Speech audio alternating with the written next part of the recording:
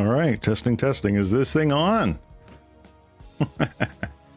Today we got PNG slime in the corner, but hello everybody, it's me, your local cat slime, Ceylon Cross, and I'm going to be doing a very scuffed Handcam stream today to celebrate getting Twitch affiliate. I'm super excited that I finally made Twitch affiliate, and I want to celebrate by looking at some of my IRL magic decks and some of my TCG collection. And I want to show that off to you guys. Something that I have not done before in this capacity. And yeah, I am, nervous. This is a different format than I am used to. But hopefully you guys enjoy it. And that's really what counts. So first things first, yeah, he's me. I am blue. The camera adds about 10 pounds. But yeah, we're going to be going over some of my commander decks today. I really should not have left this to the very last minute. But it is what it is. I am going to start with one of my favorite commanders. This is Mael the Anima, which I have a lovely altar done here in her Magic Online avatar. For those who haven't seen Mael before, Mael the Anima is a 3-mana Naya commander, legendary elf shaman.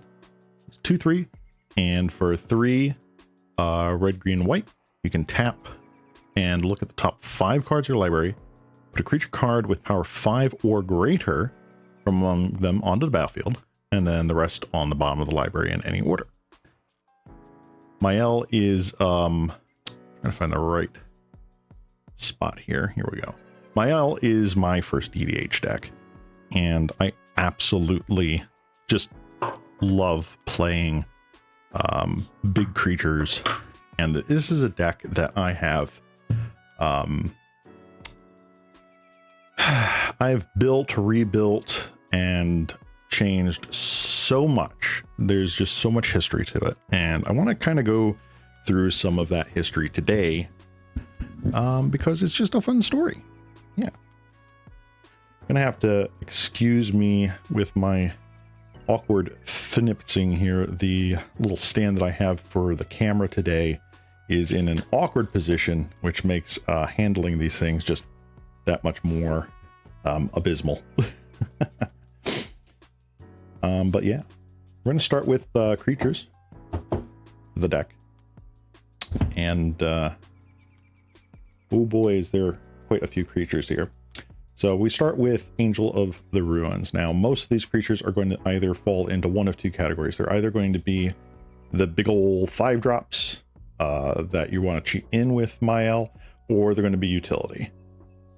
So we start with Angel of the Ruins, relatively new card, all things considered. Artifact Angel, 5/7 for 7 mana.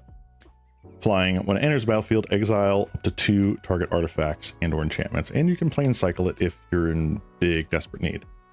A lot of this deck revolves around enter the battlefield abilities, and I really want to like build a board that just becomes too much to deal with.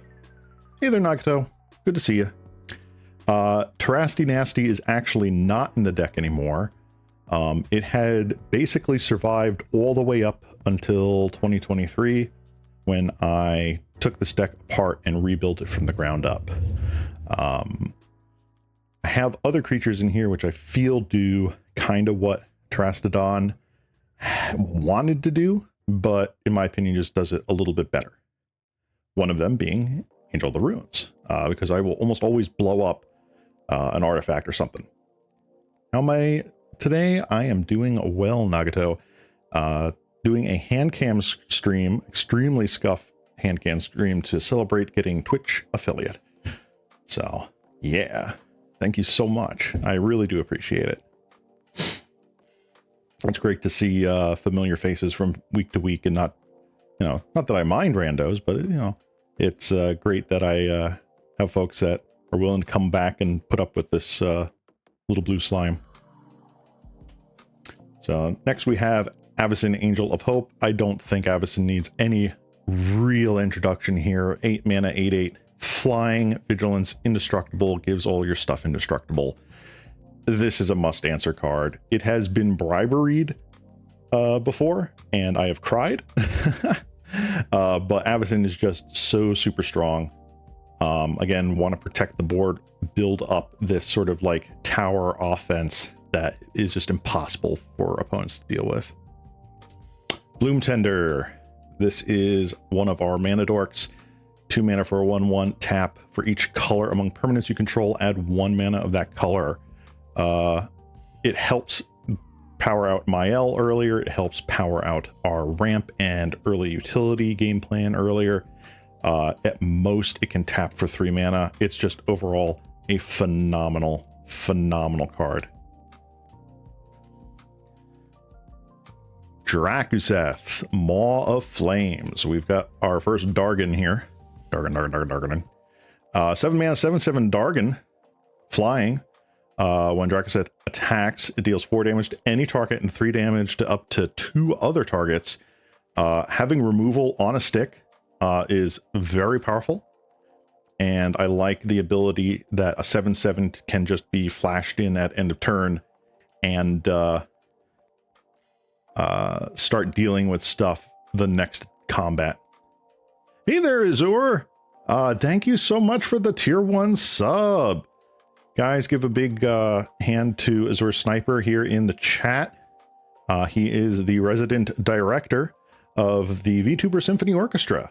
The first, and as far as we're aware, only symphony orchestra based on VTubers. So yeah,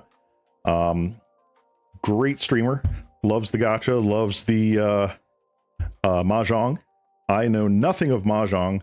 I play simpler games that have over 30,000 components to them. But yeah, hi Azur, thank you for stopping by. Really do appreciate it. I love what you've done with the VTuber Symphony Orchestra.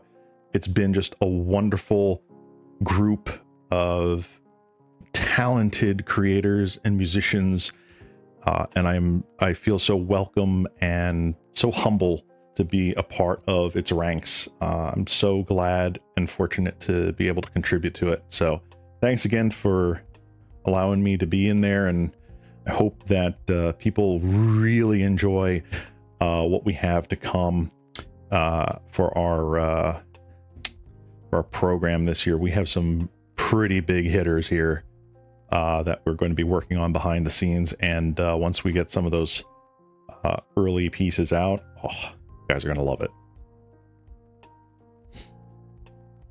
Thank you for the sub. Oh, nice. Thank you for the gift subs. Appreciate it, Azur. Thank you so much.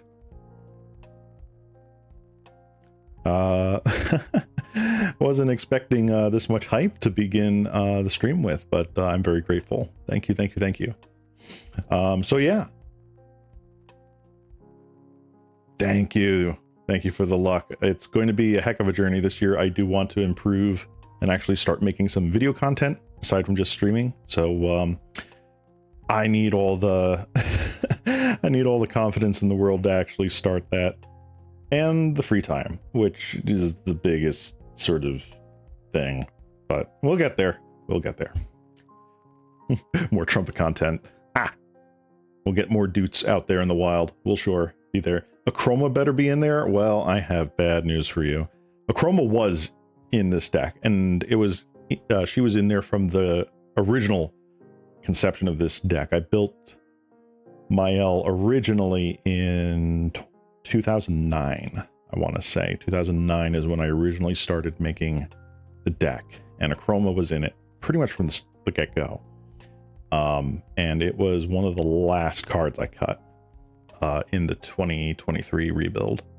So unfortunately, Akroma's not there. but you'll see the sort of like synergy package that we're going with to build up our big dudes. So Drakaseth, amazing, amazing removal. Elvish Piper. Elvish Piper, 4 mana for a 1/1 dork with green tap, put a dude into play. You can't get much simpler than that, honestly. I love Rebecca Guay's artwork, and this is just a classic. Love it, being able to save on mana, being able to put in creatures at instant speed, you know, summoning sickness notwithstanding. Love it, love it, love it, love it. Etali, Primal Storm, 6 mana, 6/6. When it attacks, everybody exiles the top card of their library, and I can just cast them. It's a big dude that gets me card advantage, and hopefully it's mainly just clearing the way for more of my dudes to get in. It'll be great. I'm sure it will never, ever possibly backfire on me. Feyburrow Elder. This was a last-minute add-in to the deck list when I rebuilt this. 3 mana for a Treefolk Druid Vigilance. It gets +1/+1 for each color among permanents you control. So at base, it's a 2/2, which doesn't quite matter. But what does matter is that I can tap for each color among permanents I control, add 1 of that color. So immediately can attack for the attack. It can tap for 2 mana. And again, like Bloom Tender, it can tap up to 3 mana. Super good rate. So even if we don't necessarily hit Mael or we want to slow roll it, this helps us jump quite a bit, along with having just a nice early game dork. This reminds me a lot of Joyra. Oh my gosh, Joyra. There's an oldie but goodie. The one that gives cards and hands to spend. Yep. Joyra is just so crazy. Honestly, Joyra is probably a better avenue for this. Assuming you don't go for like the Nest Tender, which is also in Naya. I don't want to play blue, so yeah. But yeah, it's I don't know, it just wasn't the right flavor for me. I like the green aspect of it. Otherwise, it would probably be a good way to go about it. Fiendish Duo. It took so long for them to print a non-hollow, like Pringle version of this card. I am so glad that they did, though. This is another card, hint, hint, that's in the deck here. Fiendish Duo, originally printed in like the Game Night pre-con.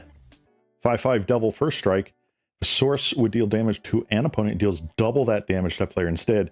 Not just your sources. Also counts for other dudes. So like if your other opponents attack someone who is not you, it gets doubled. So this is sort of like a last ditch effort. You don't necessarily want to slam this early. This is, I would say it's more win more, but it's also a politic card. It's just like, we know this one dude is getting way ahead of us. Well, here's a way that you can attack them and not me and get them out of the race. Galta, Stampede Tyrant. I opened this sucker in like my 3rd pack of Ixalan. I'm like, how? 8 mana for 12/12 Elder Dinosaur. Trample. When it enters, just Eureka your entire hand. I can't. This is just, to me, all the time. I love it. I love it. I love it. Gisela, Blade of Gold Knight. How much did this whole pile cost? Well, there is a price list. So all the decks that I'll be showing off today are on my Archidect, which is not a secret. Like, you can look on Archidect and search for Ceylon Cross decks. I think this deck, like at market value, is somewhere around like $1,300, $1,400, something like that. I did not pay that much for all these cards. This has been over 10 years in the making. So a lot of the newer cards, obviously, I paid market price for, but Gisela, like, I got shortly after Avacyn Restored came out, when it was like a bulk mythic, because no one could play this. Like, maybe you could unbarrel rights it, but that was about it. So yeah, it's a pretty pricey deck when you look at it in a vacuum, but honestly, when you're just building up a collection and trading for cards and or buying cards, like over time, like I don't sell. Like I'll just put it away. So like I can grab something like this from my, you know, storage and be like, oh, I do have one of these. Yoink. So Gisela, Blade of Gold Knight. This is another damage doubler, but also a damage reducer. 5/5. Let's see if the camera can focus a little bit here. The source would deal damage to an opponent or permanent an opponent controls. Deals double that damage. Instead, source would deal damage to you or permanent you control. Half that round up. Super good. Flying first strike. This thing just, again, changes the whole tide of the table. Gwenna, Eyes of Gaia. Another mana dork with an absolutely incredible ability. Adding 2 mana of any color, in any combination too. Spend this mana only to cast creature spells or activate abilities of a creature or creature card. So this works wonderful with the activated ability of Mael. It works wonderful casting all the big fatties that we have here, in case Mael is out of luck. And whenever you cast a creature spell of power 5 or greater, hey, that's the entire deck, put a +1/+1 on it and untap it. So this can also become a threat and or get you more mana in a turn.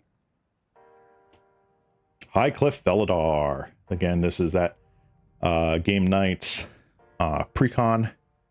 5/5 Cat Beast Vigilance. When Felidar enters the battlefield, each opponent chooses a creature with the greatest power among creatures that player controls, and they are destroyed. Does not target, and it's like a pseudo Swords to Plowshare for just like get rid of the big things. Phenomenal. Just love it. How dare you have a list of cards in your deck, right? I mean, this is the only non foil printing of this card, and they Pringle so bad. I originally bought this as a foil along with the Fiendish Duo, and they are so Pringled. It is unreal. Wizard of the Coast, get your stuff together, man. It's terrible QC. So I had to wait a while for, I think this was in the Cats and Dogs Secret Lair EDH deck. Bought this from the secondary market. Yeah, was not going to have a Pringle. There are foils in this deck, but they are better quality. Anyway, Ilharg, the Raise Boar, because apparently that's been the thing. Trample and about 5 paragraphs worth of text. Basically, when it attacks, you can sneak attack in a creature, but it bounces back to your hand at the beginning of the next end step. And then when it dies, or when Ilharg dies, it will get put back into my library third from the top. So it's a big threat, a 6/6 trampler on its own. Sneak attacks on declare attackers, awesome. And if it does get removaled, you know, other than exiling, Mael can hit it again. Great. Eroas, God of Victory.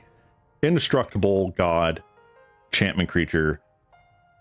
Creatures you control have menace. Prevent all damage that would be dealt to attacking creatures you control. This, again, is just build up the board. It's just so nice. And for 4 mana, it's a great early game play that can sit around and eventually turn into a 7/4 beater. Kodama of the East Tree. I don't know if this has been reprinted yet. If it hasn't, Wizards, please reprint this. 6 mana for a 6/6 with Reach, Spirit. Whenever another permanent enters the battlefield under control that wasn't put onto the battlefield with this ability, you may put a permanent card with equal or lesser mana value from your hand onto the battlefield. So that counts for lands, that counts for artifacts, that counts for creatures. This thing is just a value machine. Now, it is a 6/6 reach otherwise, but that's fine. It's really hard to get rid of. Loot, Exuberant Explorer. This was a very last minute addition to this. Again, I did the rebuild in 2023. When Foundations came out, it was suggested to take a look at Loot. 1, it allows me to play additional lands to help ramp. And 2, it's essentially a second Mael. Can you run Blightsteel Colossus in this deck? Nagato? Yes. Blightsteel Colossus can be run in this deck. More, I wouldn't say competitive, but more sweaty versions of Mael do run Blightsteel Colossus. I don't. I think it's just a little too game warping for the play style that I do in Commander. It's a very strong card, don't get me wrong, but I don't play Commander to, I know it sounds weird, but I don't play it to win. My model froze? No, it's just a PNG. This is the only camera I've got, so there's no way to face track and do the hand cam.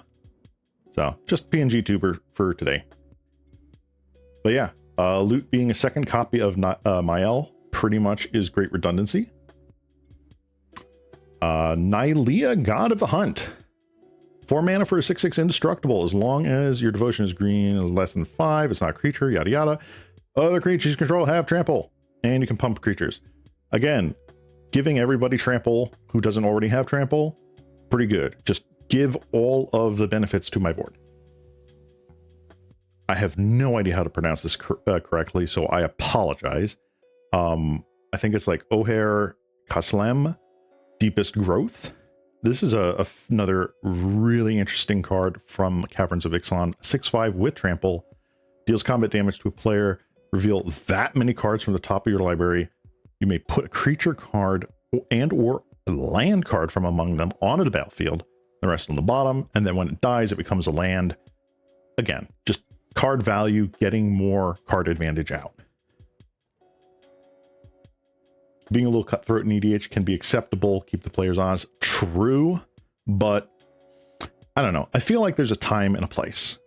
This deck already does a couple of things that certain play groups might find a little like, oof, I can't believe you're playing that, like with Avacyn.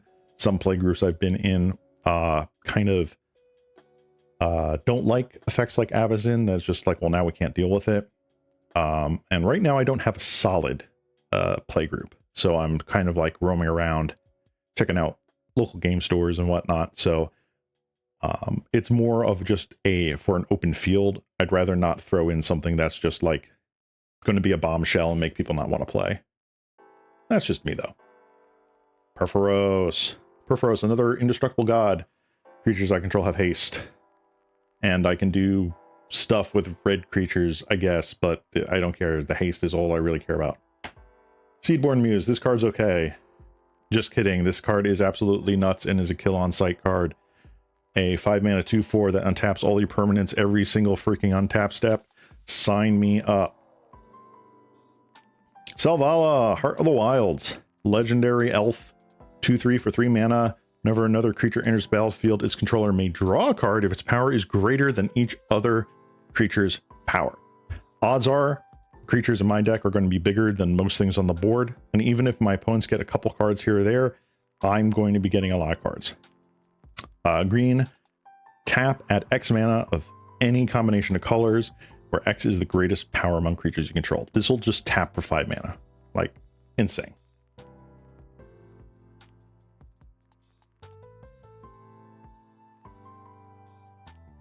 Oh, absolutely.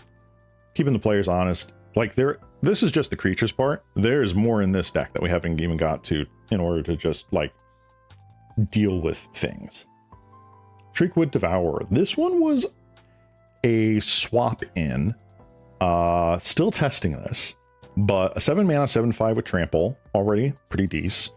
Whenever you attack with one or more creatures, untap up to X lands where X is the greatest power among those creatures.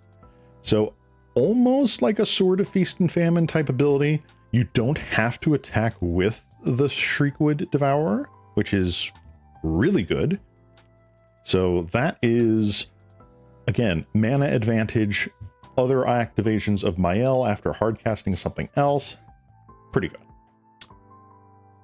Stonehoof Chieftain.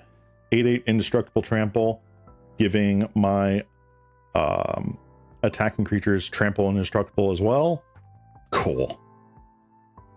Big dudes go burr. Surrak and Goreclaw, human bear. Trample gives everything else trample. Whenever another non-token creature enters the battlefield under my control, gets a +1/+1 counter and haste. That's pretty good.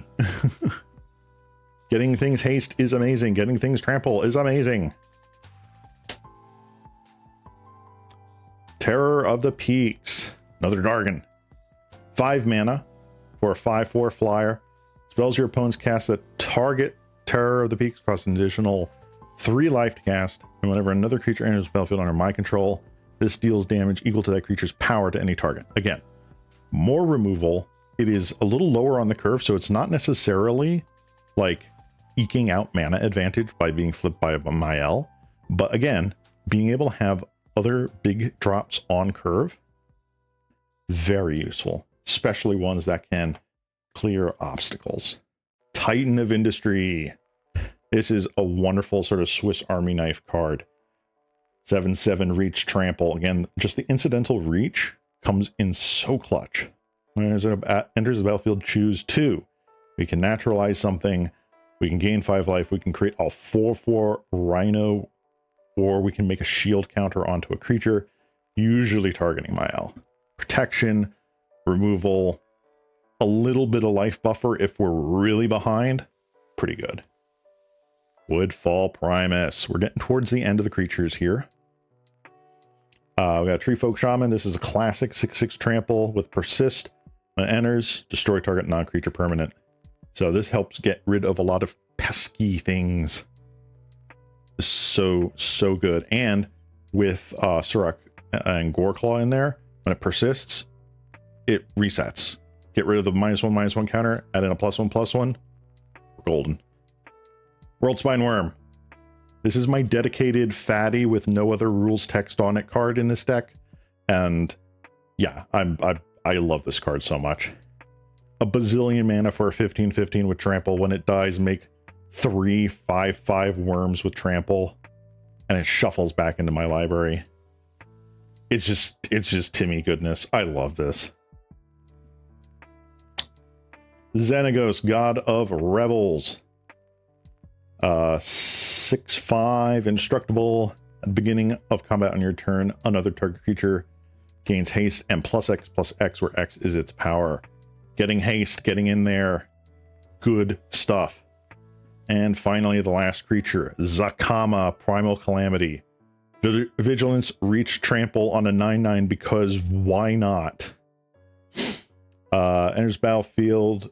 If it was cast, untap all lands you control. We may not be hitting that a lot, but the rest of its abilities are super cool. Being able to do 3 damage to the target creature, great.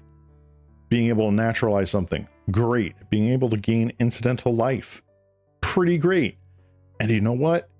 It's just the fact that you have that many options on a single card. It's not the best rate to do 3 damage. It's not Lightning Bolt. It's not the greatest rate to naturalize something for 3 mana.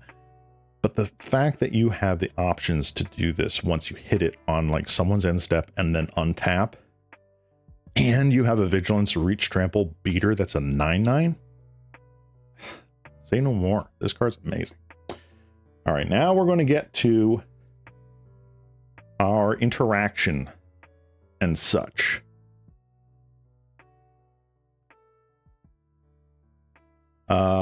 Karmic Guide might be interesting. Cheat it into play with Mael, then revive something else. Karmic Guide cannot be cheated into play with Mael. It's only power 5, not mana value 5. So yeah, things like Karmic Guide, Revel Arc, Recruiter of the Guard, or that sort of things doesn't really work in this stack. So you got to think outside the box. I ran Paleoloth, which is a 5/5 that whenever another 5/5 enters under your control, you can regrow a creature. But yeah, the lack of Zapalta, again, has to be 5 power. Zapalta, I think, is a 4/8. Yeah, can't run it. Beast Within. Destroy target permanent, they get a beast. Again, just great. My bad, I misread it. Nope, you're good, man.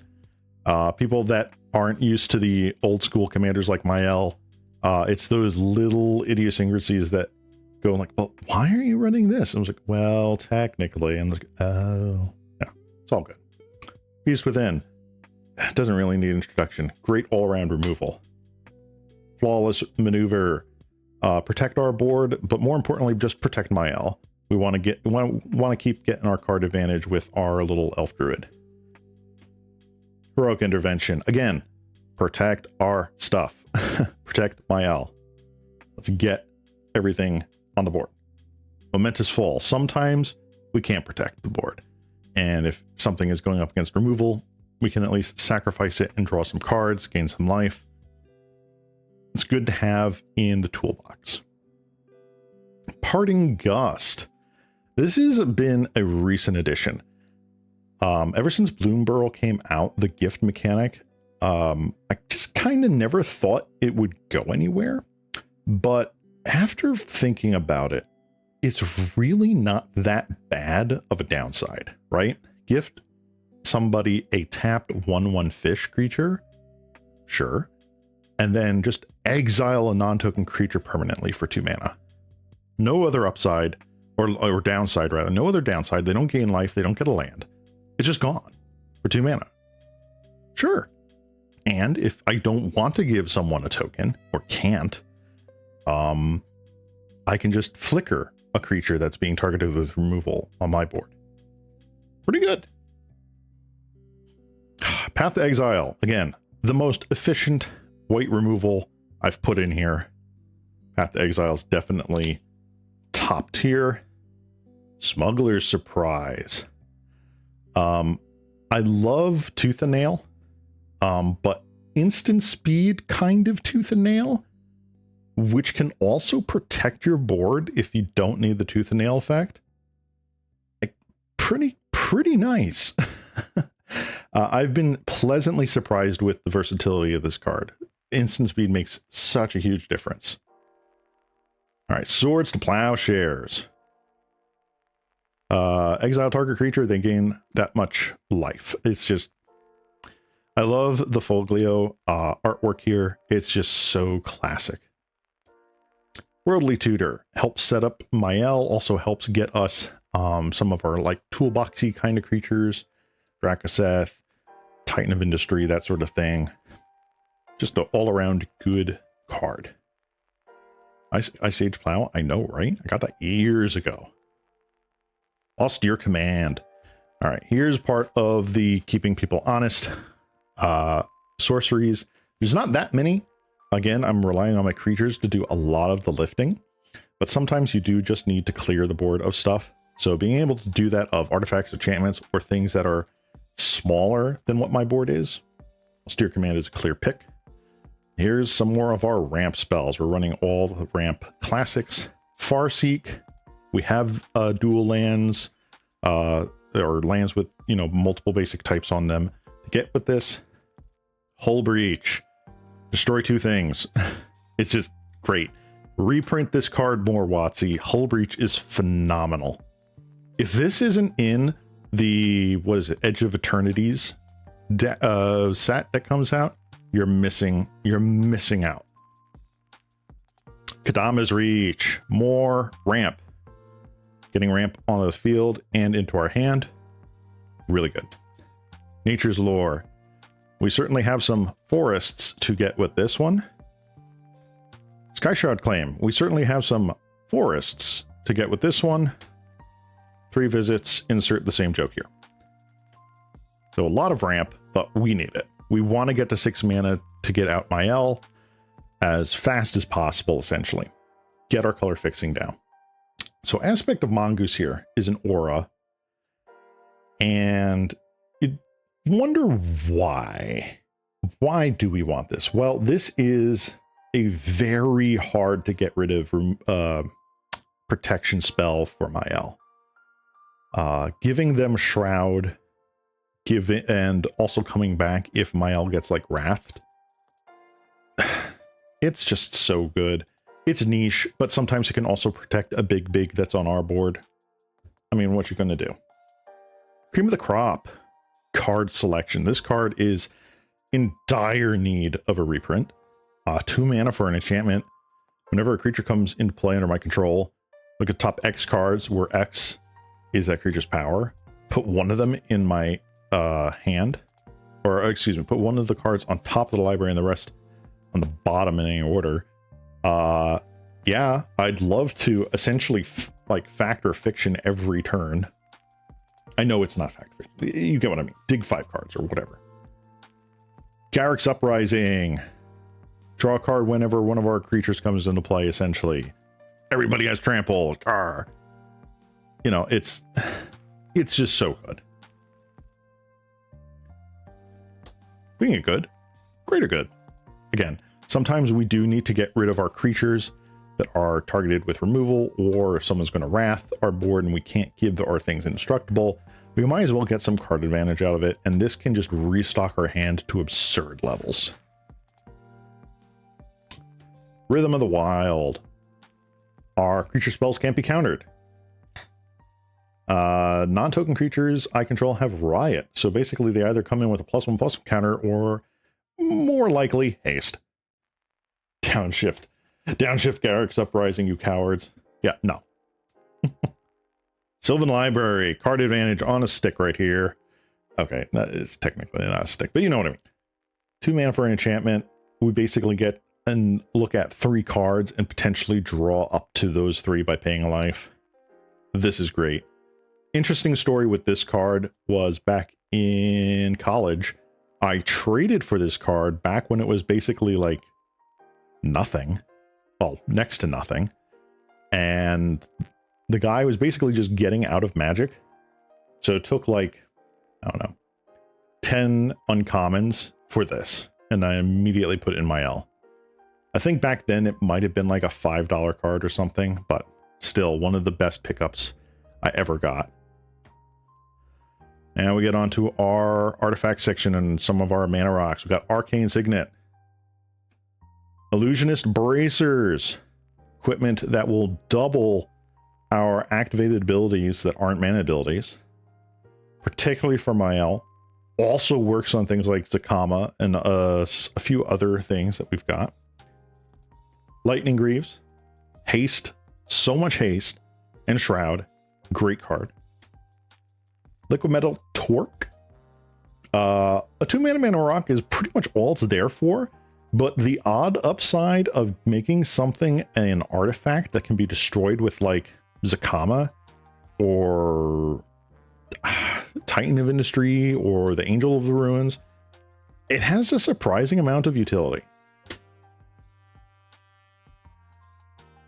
Mana Vault. Got this card a long time ago. So yeah, this thing has gone through the roof. Again, we want to get to 6 mana as fast as possible. What better way of doing it than with something like a Mana Vault? Rings of Brighthearth. Double our Mael activations? Yes, please. Double Zakama activations? Yes, please. Scroll Rack. Double our scroll... Wait. No, that doesn't work. Scroll Rack. Great with Mael. We draw a card. We actually want to like cheat in with Mael. Put it back on top of the library. Scroll Rack. Soul Ring. This was the first Soul Ring I ever got. This was long before the original Commander precons came out. I got this from a store for like 10, 12 bucks. You don't even want to look at the price tag for this thing now. It's great for me. Like, I don't care about how much the card costs. Any Soul Ring could be in this deck. But this was when I decided I want to play EDH. I want to be part of this new game and this new play group that I was with at college. So this is just a good reminder of those early days. And it's always a treat when I get to draw it and play it. Like first turn is just like, oh, okay. Swiftfoot Boots. Again, just like Greaves, haste, hexproof, small equip cost, great card. The Great Henge, and yes, this is actually foil. I pulled this out of like a single collector booster pack. I've never bought another one really. And I'm just like, well, I've already pulled the one card. Guess we're done here. Quote unquote 9 mana for an artifact that will cost less with the greater the power is among creatures I control. Add 2 mana, gain 2 life. I mean, incidental life gain is always good. And we get to draw a card with creatures. Like, what's there not to like? And then finally we get to our lands. This one I'm going to go through a little bit quicker because lands are lands. But had an Ancient Tomb from the vault that I bought back when it was new. We've got our fetch lands. Osage's a recent addition. This was very pricey. I am still upset at how expensive this card is. It needs to come down in price. We need reprints. Put it in a commander set, guys. Come on. We've got our untapped lands so that our mana is fixed early. We have our dual lands that we can cheat out with our Nature's Lore and things. Command Tower. Yes, that is the Judge promo. Originally, this was in my Reese the Redeemed deck, but I liked the Sheldon Menery special edition better, so I swapped it out. Homeward Path, just making sure our stuff doesn't get insurrectioned is very important. Our Tri-Land, Jetmir's Garden, super important. Preclusion Forest, Kessig Wolf Run. This is such a classic card. Giving things trample is great. Making things bigger is great. Core Haven, prevent damage from one source. Again, just wonderful utility. Yeah, no Maze of Ith. Core Haven all the way. Overgrown Farmland, again, cards that come into play untapped that will provide more mana. Plaza of Heroes, we have a stupid amount of legendary creatures in this deck. So, yeah. Prismatic Vista, another fetch land, Rockvale. We got our shock lands here. And yeah, I've got some dual lands. I have a Savannah. Strip Mine, because Wasteland is for losers. And a Taiga. These I got back way long ago for not a lot of money. I mean, it was a lot of money back then for me, but nowhere near what these things are now. And everyone is always surprised when I search this up with like a Nature's Lore and they're like, oh crap, you actually have that? I'm like, yeah. Tech Edge. I love Tech Edge, especially this artwork, so I throw it in there. Even though Wasteland would be better, I just like Tech Edge better. We got our fetch lands, and then our basics. I have full art foil basics from Zendikar, and I just love these artworks so much. So 3 of each. That's my L. My L, my darling. I love this deck oh so much. It's just, I don't know. One, I love the big fatty creatures. It's just so much fun. But yeah, this is the deck that essentially started it all for me. Way back when, and I don't know where I'd be without, you know, having something that resonated with me so much like this deck. I think that's why Commander is such a draw for me. You're able to express yourself in flavorful ways and mechanical ways that other games just don't have, I feel. Like, it's certainly unique. Like, you can have this sort of like role-playing mythos as being like Mael and summoning these creatures from your, you know, back pocket dimension and be like, actually, you know, here's Godzilla. It's just so much fun. I love it. But Mael will now go away. And we'll bring out another deck. Once I go and grab a quick drink here. did a lot of yapping with not a lot of rest there. But one other thing I do want to do is I'm going to pull out this. And this is going to be our teaser for the next deck we're going to look at, Reese the Redeemed. This is probably my, like, these are going to be my top 3 decks that I love. And this is my foiled out bling deck, Reese the Redeemed tokens. So yeah, get ready folks, because when I come back from my quick water break here, I'm going to be going over this, and it'll be very, very cool. So, BRB guys.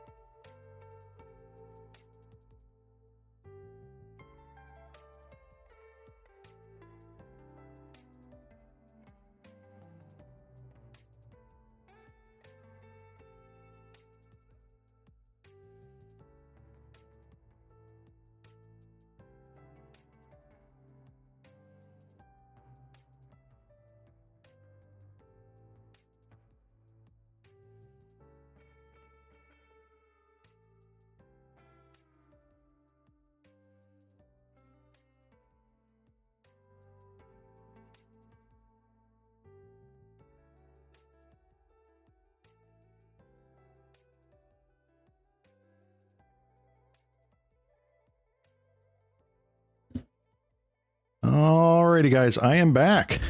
Hope you guys didn't miss me too much. Hello. So we're going to look at Reese the Redeemed here. My tokens deck. I love tokens. Like, if the fatty strategy isn't like absolute like me, then tokens is absolutely me. I have the fondest time playing this deck, and that's why I decided to make this my one and only blinged out deck. Again, this is one that I've kind of rebuilt fairly recently, but yeah, a lot of these cards were built up over time. So we'll go through this maybe a little bit faster, but again, whole strategy is tokens. And surprisingly enough, there's, I think, less than 10 creatures in this deck. A lot of that is going to be going towards the token makers that are not creature based, and you'll see what I'm doing here shortly. Circle of Dreams Druid. I mean, having Gaia's Cradle on a creature seems like a good idea. Crater Hoof. Just recently reprinted in an actual standard set. Thank goodness. This card is phenomenal. Game ender on its own. What more is there to say about the hoof? Mentor the Meek, one of our card draw engines here. Getting a lot of card value out of the tiny tokens that we make. Really good. Null Mage Shepherd, a repeatable disenchant effect on a dude by tapping more dudes. This gets absolutely crazy, like absolutely nuts. Rumor Gatherer, a relatively new card that I wasn't aware of until the redesign of this deck. Whenever another creature enters the battlefield under control, scry 1. If it's the second time that this ability has resolved in a turn, draw a card instead. Being able to just churn through your deck until you find something after like activating Reese for like 5 tokens, pretty neat. Pretty neat. Speaking of pretty neat, Seaboard Muse. Did I mention how good this card is in the Mael deck? Because guess what? It is crazy in this deck too. Being able to untap basically every single player's turn. Yeah, it's pretty good. Twilight Drover. So here's a card that makes people stop and have to read it. It is a card from the original Ravnica set. For 3 mana, you get a 1/1. Whenever a creature token leaves the battlefield, put a +1/+1 counter on this. Not just your tokens. Your opponent's creature tokens too. For 3 mana, remove a +1/+1 counter from this creature to make 2 1/1 white spirit tokens with flying. This is a great answer for like token wipes, right? Get this to be huge. 1, it's a really formidable beater at that point, but 2, you come back with an even stronger token type. Whatever tokens you had, if they were squirrels or soldiers, come back with flying now. That's fantastic. Witch Enchanter, we have an MDFC. Ding, ding, ding, ding, ding. 4 mana 2/2 that disenchants something. Great. Now we get to our artifacts. Again, like barely any creatures there, and you think that feels weird. No. I have a strategy here. All of our token power is going to be at instant and or sorcery speed. Halo Fountain. This is an incredible win condition. 1, untap a creature you control, make a 1/1. 2, untap 2 creatures you control, draw a card. Already pretty great. 5 mana, untap 15 creatures you control, just win. There are times when this is like a turn 5, you have to answer it because I will just win. Primal Amulet. Again, a lot of our token power is in the instants and sorceries. So being able to cheat the mana on them and get charge counters on this, which will flip into a land that will double the spell that you cast. This gets really, really good. Like, stupidly good. People have underestimated this card. Skull Clamp. It's Skull Clamp. It draws cards. Skull Clamp. Soul Ring. Honestly, I don't think the deck needs it. I don't think this particular deck needs a Soul Ring. But I have it. Yeah, it's in there. And then Symmetry Matrix. So this is the last, or not the last, but this is like one of the token card draw effects that people just snooze on because it's not worded the way you think it would be for drawing cards off of tokens.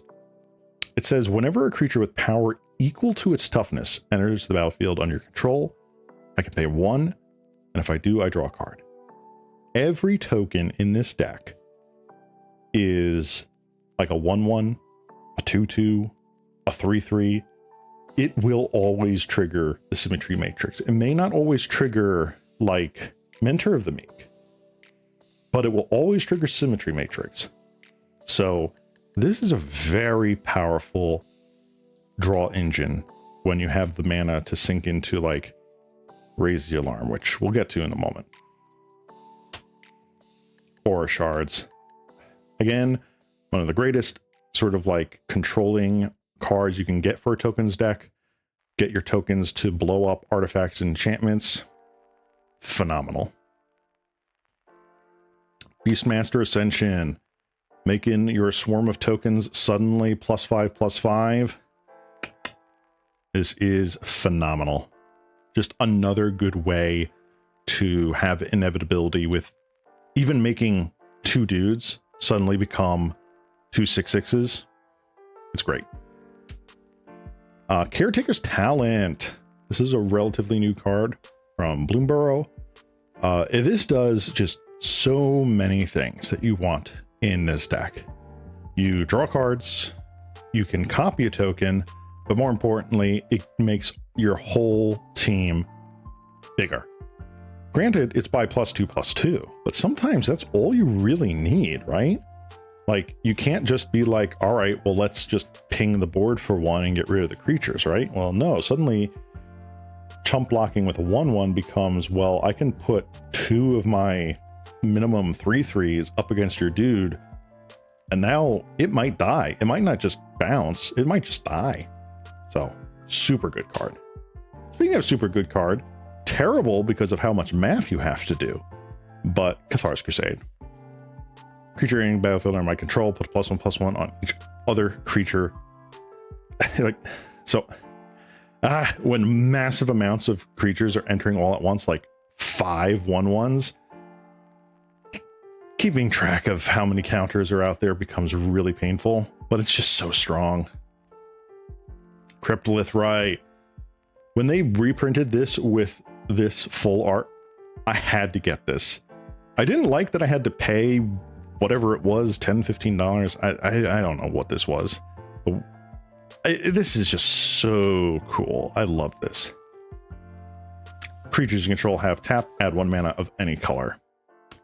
I mean, yeah, ramp and make creatures that ramp. Great. Feldar Retreat makes tokens and pumps our team. Great utility. When you're behind and you need dudes, you make dudes. When you're ahead and you want to push through, you make your dudes bigger. Excellent. Glare of Subdual. Yeah, this card is amazingly powerful. People should be playing this card more in just random decks. Honestly, like, if you have enough dudes that are sitting back, this thing can just essentially time walk a table, depending on what the state is. Growing Rights of Itlimoc. We have Gaia's Cradle right here, essentially. The Gaia's Cradle at home. Again, another way to get a ton of mana from having a bunch of creatures in play.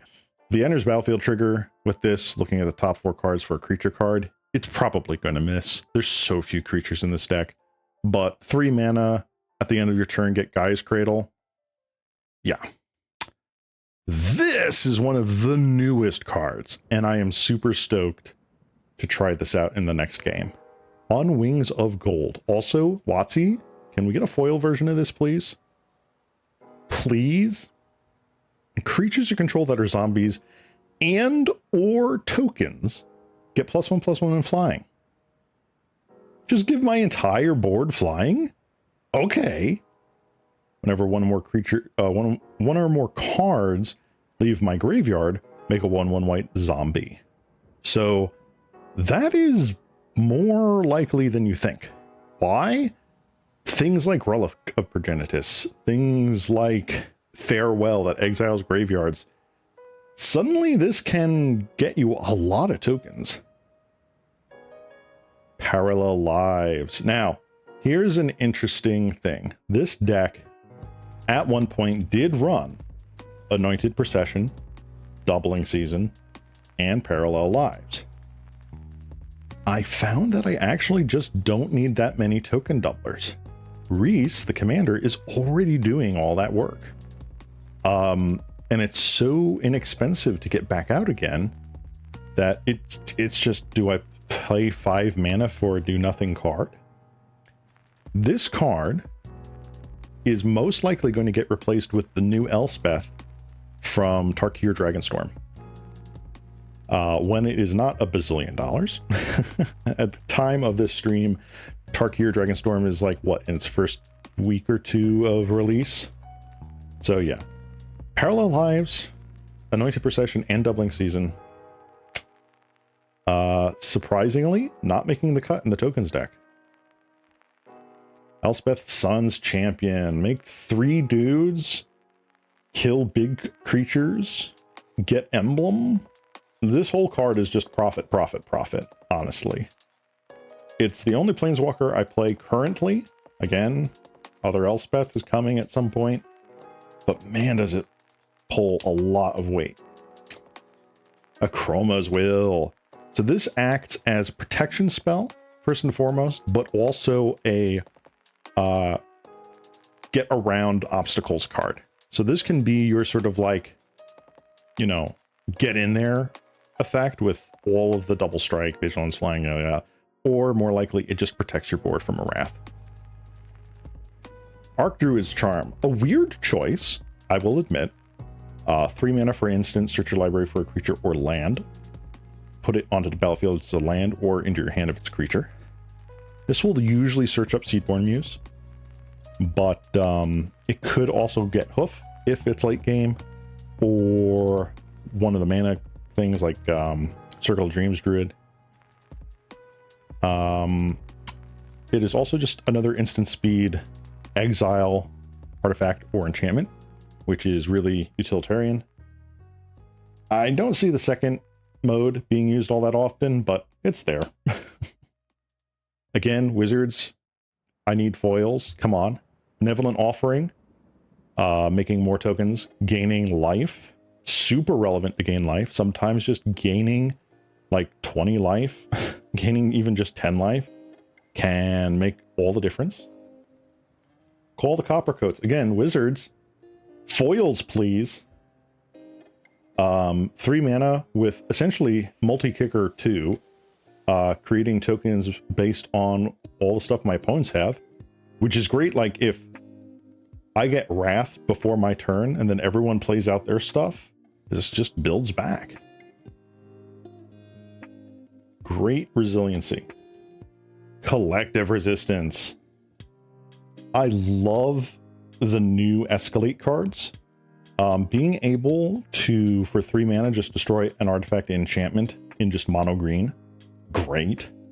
The Hexproof and Indestructible, again, protection for Reese. Protection for a whole bunch of things. Dawn's Truce, speaking of protection, protect the board. Gifting a card is negligible. Enlightened Tutor. Yes, this card is very expensive now. No, it was not that expensive when I obtained it years and years ago. We're getting a draw engine with this. We're getting like a Skull Clamp. We're getting like the Symmetry Matrix. This thing is just great. Fresh meat! Again, board wipe protection. Won't stop the board wipe, but we will come back bigger and better from it. Got one more here before we skip to Hero's Rebirth. Fungal Rebirth. We've got returning a permanent card from your graveyard to your hand. Great to get back an early killed Reese. And also, if a creature died, aka that Reese, I got 2 1/1 Saprolings. Cool stuff. Rogue Intervention. Again, protect our board.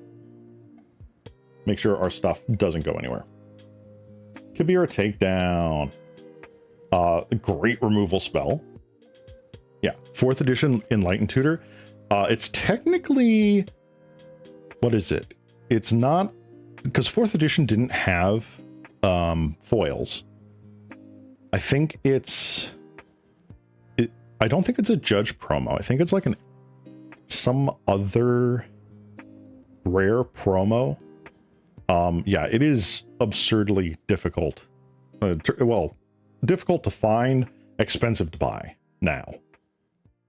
But yeah, I had to get the classic art, even when they reprinted Enlightened Tutor with, what was it? Eternal Masters? Nah, had to go with that one. Kabira Takedown, again. Utility of either being a land or a removal spell. Super good. And now we get to a lot of our token making. I mean, we already passed some token makers, but now we get to like the meat and potatoes here. Midnight Haunting. 2 dudes with flying for 3 mana is an incredible rate. All of my token producers have to make 6th edition. Sorry, I can't read. Oh, no, yeah, you're right. Yeah, 6th edition. Yeah, I forget what promo it was for, but yeah, 6th edition foil and Lion Tutor. I think it was Arena. Maybe it was an Arena promo from back in the day. I just love the artwork. So good. Anyway, what was I saying? Ah, yeah. Token producers all have to be above rate. At minimum, I want 2 dudes at instant speed for 3 mana. That kind of rate. Having flying is huge. So, Midnight Haunting. Parting Gust. Again, I flipped my thoughts on the gift mechanic fairly recently, so I just added this in. Again, just get rid of a creature for 2 mana. Perfect. Tap to exile. More removal. Raise the alarm. 2 mana, instant speed, 2 1/1s. Beautiful rate. Secure the Wastes. The best X spell token maker you can just get. For just X and 1 white, you get X tokens. Phenomenal. Tajiri Shelter. Protect Reese or land. Excellent. Spore Swarm. 3 dudes for 4 mana. Instant speed. Excellent rate in the deck. Stroke of Midnight. Didn't want to go with Generous Gift. I feel like being able to give someone a 1/1 is a lot better, especially when this deck is mainly 1/1s or 2/2s. So this is in there instead of Generous Gift. Swords. Got this when it came out. I should have waited for them to do like the foils. I think Conspiracy came out after this. And of course, it's been reprinted in foil a bunch of times since this, but I love the From the Vault foiling on this. It is just such a great vibe. Raven Charm. Pauper is not the only place this thing sees play. Raven Charm is insane in a tokens EDH deck. Run it if you're not. Verdant Command. Weird choice, I will admit. I'm almost always just picking make 2 squirrels. But the fact that I can target something from a graveyard and remove it, or counter a planeswalker ability, sometimes that's relevant. Otherwise, it's just get 2 dudes and probably get rid of something nasty in a graveyard. You're confronted by robbers. Again, 3 dudes for 4 mana. Instant speed, good rate, it's in the deck. Now we get to our sorceries. Our sorceries are our last bastion of token makers. Austere Command. Wipe the board. Good stuff. Valaged Recovery at land or regrowth. Good stuff. Foil Judgment Battle Screech. Again, this card is super at home in Pauper. It is super at home in this deck too. 4 dudes for the price of essentially just 4 mana. Yeah, great rate, it's in here. The only Unfinity card that I run ever. Clowning around. And I had to get the special, like, crazy foil version of it too. 2 mana makes 2 1/1s. Okay, well, what's so special about that? You can end up making a 3rd one. Great rate for 2 mana, it goes in. Distract the Guards. So originally I read this and I'm like, 3 mana for 3 1/1s. Okay, whatever. But free running works not just if it's an assassin that deals combat damage to a player, but if your commander deals combat damage to a player. Guess what you can play on turn 1 and go into turn 2, get 3 1/1s. It's happened a lot of times. This card is great. In the deck it goes. Farewell. Yes, I will be that dude. And yes, I will also cry when all my stuff gets exiled too. Farseek, the F&M promo. Love this artwork. Yep, we're going to grab a Plains Forest with this. Harvest Season. I play a lot of basics in this deck, and it's to abuse this card. Being able to search up your library for like 5 to 8 basic lands is kind of absurd, and I love it. Hop to it. 3 dudes for 3 mana, seriously? Sign me up. Increasing Devotion. Come on, camera. Focus up. Increasing Devotion. 5 mana for 5 dudes. or 9 mana for 10 dudes from the graveyard. Dead. Clearly. This is so good. All the dudes. 2 mana for 2 dudes. Flashback, 5 mana, 2 dudes. Not as great, but still in. So all of the curve for the token producers is low. All of it is down to the ground. First, like 5 turns of the game, I am making dudes. There is such a critical mass of make tokens in the early stages of the games with this rebuild of the deck. I almost never end up with just like nothing on the board unless I get really bad luck, which happens. Nature's Lore, again, finding our dual lands. Primal Growth, sacrificing a creature. Oh no, how could I? Gets a ton of lands. Release the dogs. WotC, please think of the dogs. I need a foil version of this. 4 mana for 4 dudes. Incredible. Get me a foil version of this, please. Season of the Burrow. I can get 5 1/1s for 5 mana. Or I can return Reese with an indestructible counter on it and get 2 dudes. Perfect. 3 dudes, seriously. If you're old enough to remember that reference, good for you. You get a cookie. Spectral Procession. It's basically 3 mana for 3 flyers. Again, getting flyers for 3 mana, such a good include. Sram's Expertise, 4 mana for 3 dudes. And I can essentially play a card for free that is under 4 mana. Sure. Tempt with Bunnies. It is criminal that this is not in foil. WotC, please. Draw cards, get buns. Absolutely. 3 visits. Ramp. Triumph of the Hordes. Yes, I am that guy. This will close out a game. This will absolutely end a game. Give everything that I have trample and infect. Yeah, game's over. And then finally we have our lands. And I splurged on this. Sorry, not sorry. We have some beautiful, beautiful foil lands. Went out of my way to get these. These are phenomenal. Gavany Township. I've had this card ever since Innistrad came out. Hall of Heliod's Generosity gets back some of our really good enchantments. Horizon Canopy, Core Haven, Lush Portico, a wonderful new include. Prismatic Vista, Razor Verge Thicket, Scattered Groves. We got our dual lands. OG Ravnica Selesnya Sanctuary. Yes, please. Tech Edge. Love my Tech Edge. This amazing new Temple Garden artwork. I say new. It's new in paper. This is 100% the promo that was on Magic Online for years. And I'm so glad that they brought these to paper. This artwork is gorgeous. Temple Plenty, Windbrisk Heights, classic, Wooded Bastion, and then a whole bunch of basics. Love it. And that's the tokens deck. I love this deck so much. It plays so wonderfully. It's just so much better. Before I had rebuilt this deck was one of my least played decks, which is sad. I love tokens. I love the strategy so much. But I was playing clunky cards. I was playing creatures that would make 1 or 2 tokens here or there.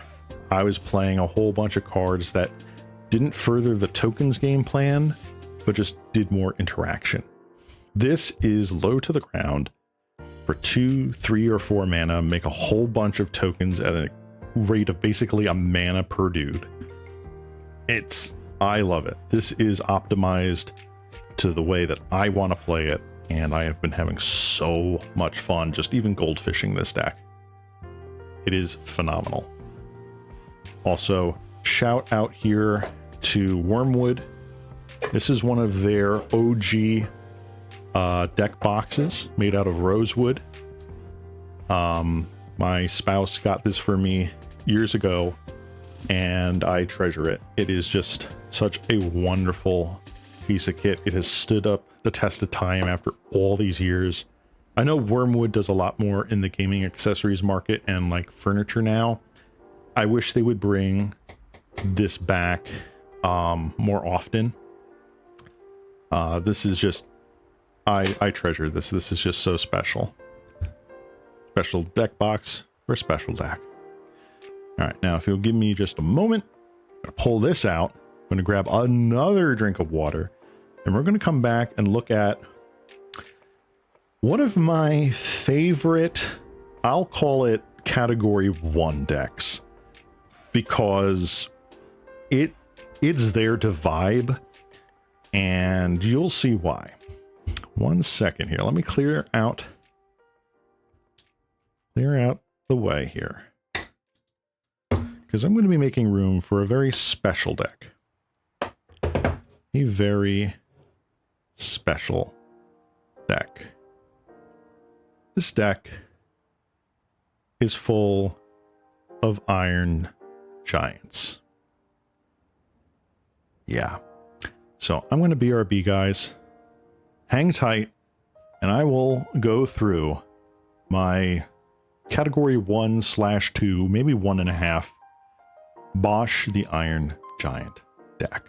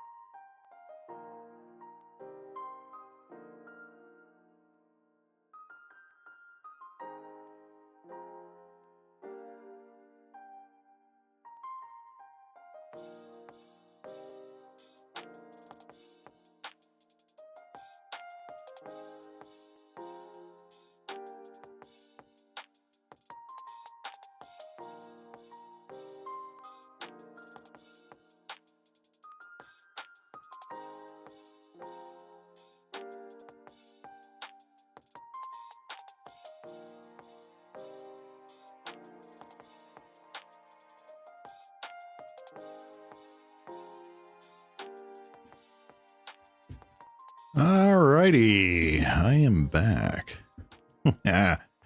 So yeah, I'm not going to be streaming for too terribly much longer tonight. This was really just sort of I want to kind of put myself out there stream. I'm not just the dude that plays Pauper, although I love playing Pauper and I will never ever not like that. But I love it when I get to see, you know, a content creator, streamer of mine really put out something that they're passionate about. And for a long, long time, I've wanted to do like sort of structured deck techs on this. Hold on. There we go. That didn't click off when I clicked it. There we go. I am in fact back. And I'm very passionate about the decks that I've built and the decks that I run. Pauper is a wonderful competitive outlet for me. EDH is my creative outlet. I love honing my skills and sharpening my skills in the Pauper Leagues, this is where I love to tell stories. This is where I love to make decks that really resonate with things that I like, aspects of the game I like, or even other franchises I like. So this is like a Universes Beyond giant robots deck. And unfortunately, I did not have time to organize this deck for display like the other two decks that we did today. But here, let me get a good close-up of this altar. This is Bosch Iron Golem from Muradin. I built this deck as soon as the color identity rule was added to Commander in the game. Because originally, you could not play Bosch or Memnarch as commanders. But once color identity was created, they considered this a red card. So you could finally make a deck with this and use it. And I'm like, you know what? I'm going to do it. I want a giant robots deck. So this is a wonderful artwork. Lovely altar done by Blackwing Studios. Absolutely phenomenal.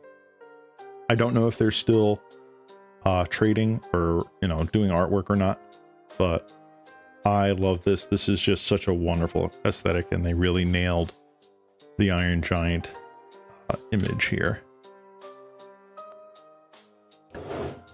So yeah, forgive me that this deck is not organized, but we'll be going through it. This deck is a hodgepodge.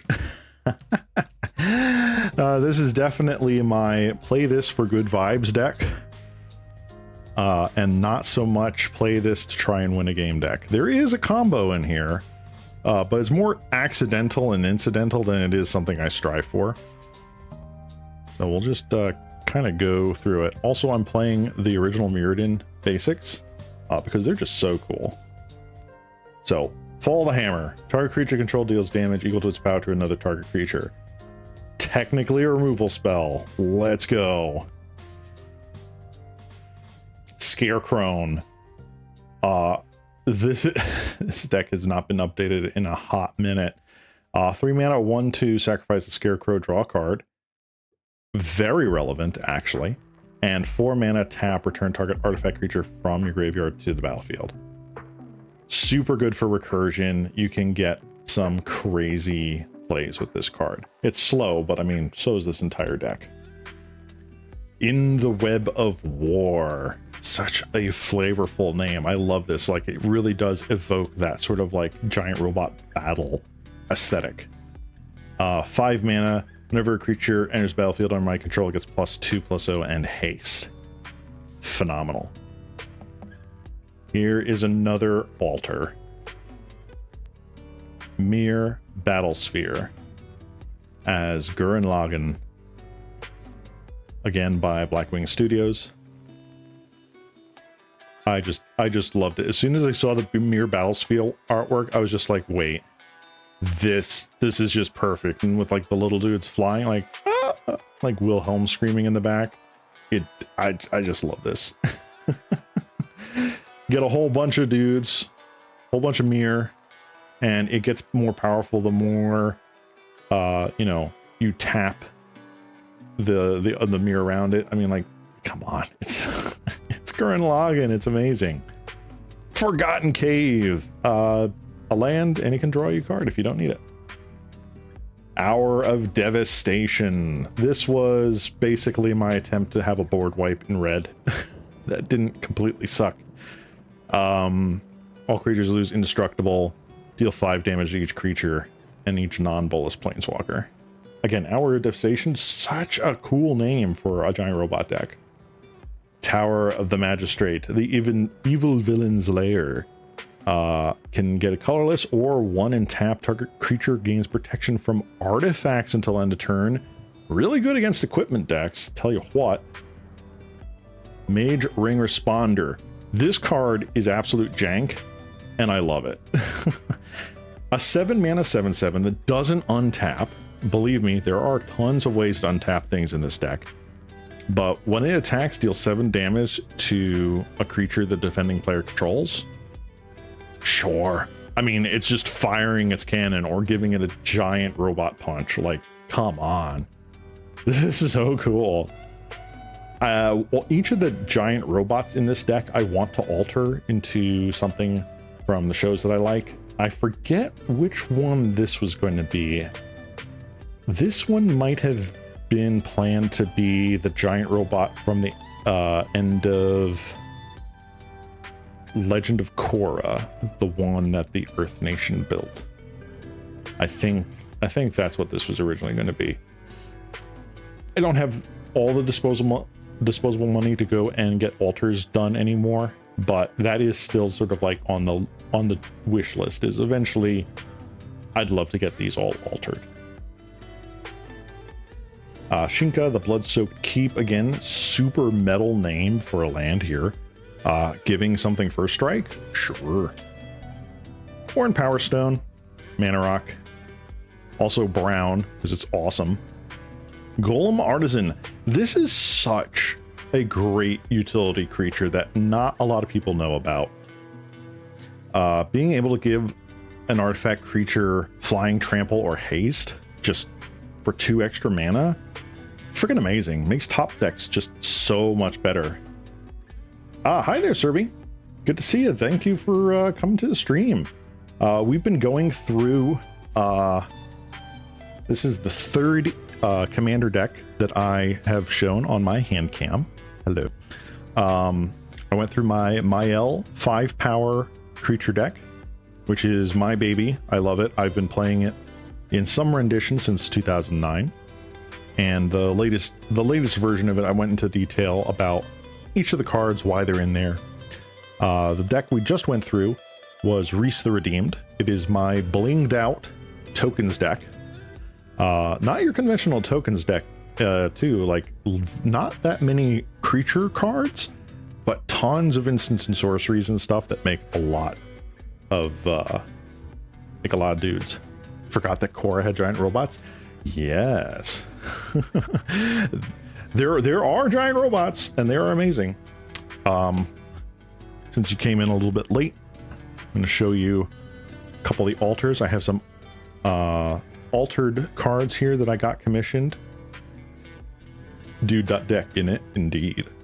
So there will be a VOD for this. This special celebration stream will be going up on my VODs channel.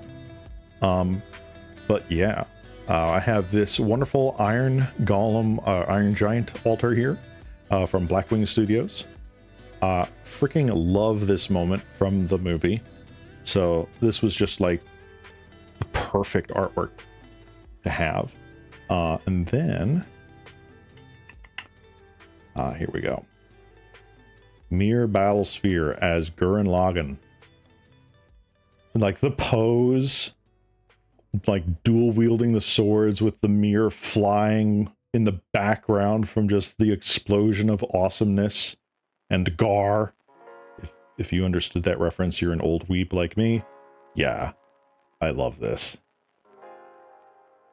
There are more altars in this deck, and there's wonderful stories to go along with them when we get to them. So, big utility creature. Oh, hey, it's part of that combo that I was talking about. Metalworker. It's an okay card. Yeah, this card's absolutely insane. The moment it got pulled off the ban list, because yes, this was on the commander ban list, I picked up a copy, and I'm so glad I did. Yeah, this card's nuts. Urza's Blueprints. This card is trash. But what is a giant robot like hanger without the blueprints for the mechs, right? 6 mana that you have to pay twice for a repeatable draw card effect. This card is absolute pants. But hear me out, guys. Chat, hold.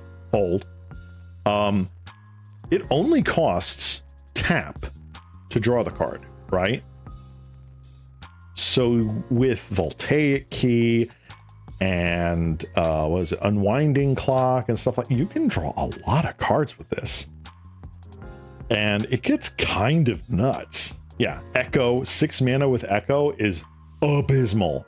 But there's a lot of like big mana in this deck, looking at you Metalworker and some other cards that'll come up that kind of offset this. And even if you sacrifice it to the Echo, there's a lot of ways to get back and recur artifacts in this deck. You feel too cool for JM Day Tome? Yes. Yes, I do. Blueprints sounds a hell of a lot more cool than the Tome. All right. This is another altar that I got, and there is such a story to tell with this one. Platinum Empyrean as Big Fow from the anime The Big O. Signed by the voice actor Michael Forrest. So this is an altar by Eric Klug, actually.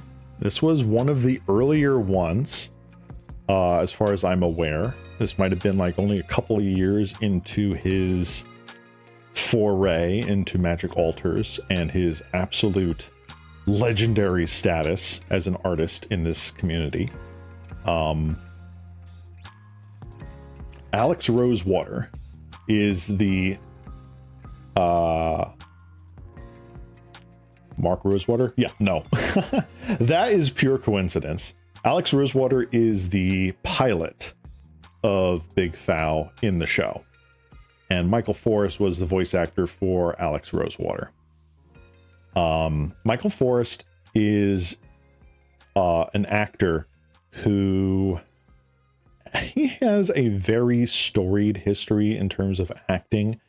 Nothing like super crazy, like in big movies or what have you, but he had very meaningful, like small cameo parts.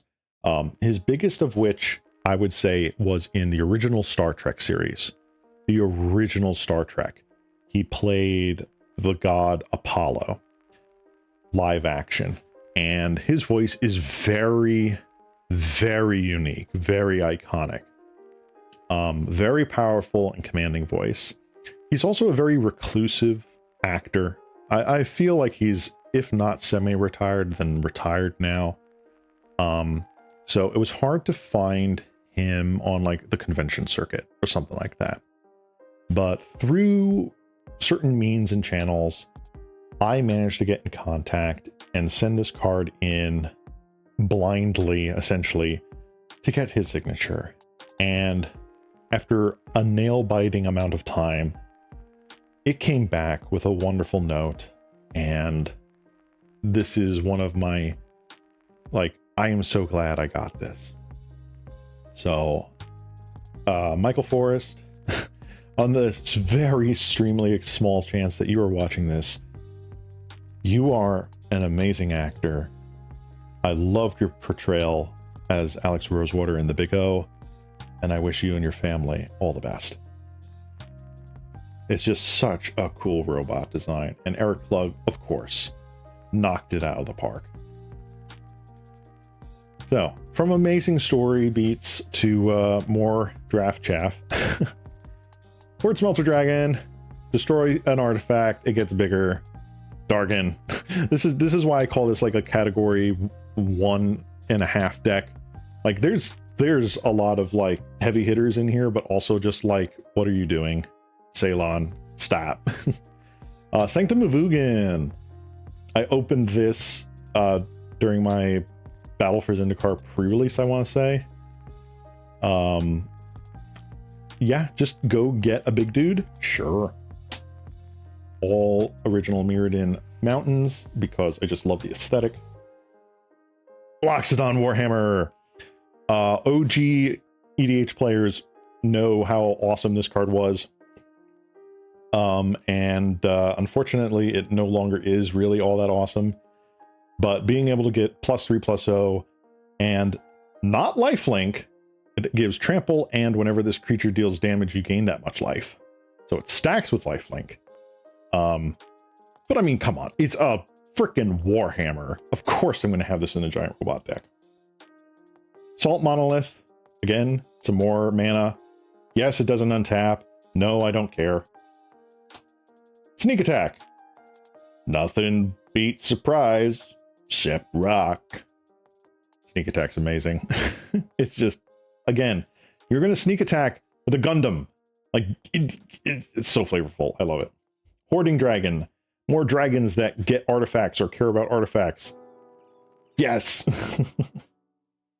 All is dust. I heard you don't like colored permanents. Kill them. Kill them all. I'm running a brown deck. A mono brown deck. I don't care about colored permanents. Junk Diver. More of a recursion strategy. There are quite a few recursion cards that I haven't quite gotten to yet here, but like with the Scarecrow and Junk Diver. I'm sure there's Trash to Treasure in here somewhere. Like, there's a bunch of reanimation or back to hand stuff here. Fissure. This card is abysmal. Never play this card. 5 mana for an instant. Destroy target land or creature. It can't be regenerated. It's from the dark. It's a bad card. I have no options for destroying things and please help. Please send help. Urza's mine. I have yet to assemble Urzatron in this deck. I've yet to assemble Tron. But when I do, it'll be with the glorious 8th edition dark mana symbol Urza's Lance. Another mountain. Cauldron of Souls. What better way to take advantage of Bosch sacrificing things to fling to their face than to get them immediately back? It's so good. Fancy, I think this is Grand Prix. Yeah, this is Grand Prix foil Goblin Welder, because at the time that I made this deck, this was the only copy that had the updated rules text. They've reprinted this a couple of times since then, but I find it funny that this was the best way to be like, hey, nobody at the table has a smartphone. Imagine those days, guys. Kids these days don't know. And this is the only way to describe the ability in detail. Maybe it's a hot take, but I'm glad WotC moved away from brown for the artifact frame. Gray is just so much better. It is.